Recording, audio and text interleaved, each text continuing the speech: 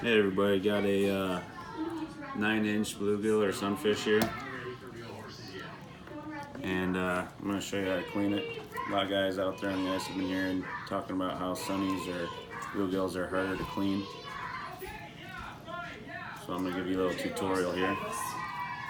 First thing, you got to stick that tip of that knife up underneath of a scale. If you try to go direct in, a lot of times your knife's going to actually go off of that scale and up towards your hand. So like I said, you want to take that tip of that knife. This is probably one of the most time-consuming efforts. And then just ride that spine down, just like you would a perch. Going through the belly, press down really hard. You can be very, very, very rough with these fish. That's a very important tip here, is you can be rough with these things. Like, I'll show you when I go into the rib cage. So on the back side, you flip the fish over and go in underneath that scale. Ride that spine down again. Through the other side of the fish. Hold down again firmly and push the knife along that spine. I run that blade along in here real quick just to give me a better grip when I come back to fillet off. And through the bottom fin there, ride that belly down.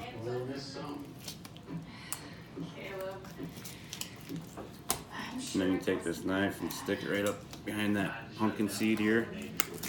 Bring it up and press really, really hard. Right in that gill plate. Find where you can sink your fingers into it. Just rip up. Then when I take this fillet off of the rib cage, I'm really pulling that off the rib cage a lot right now, just to expose that rib cage so I can get that fillet knife in there and just saw right through these fine ones that actually dissolve in grease to get all of that rib meat. And I just ride it right down through, and then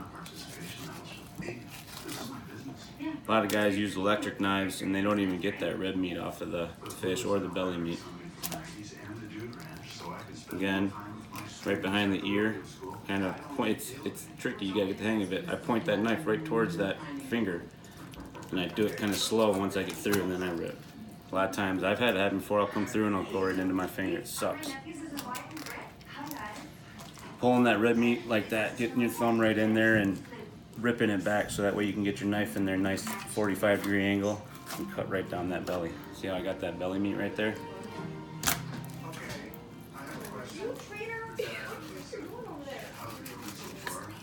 And that's how I fillet a Lake St. Clair sunny. Take care, everybody.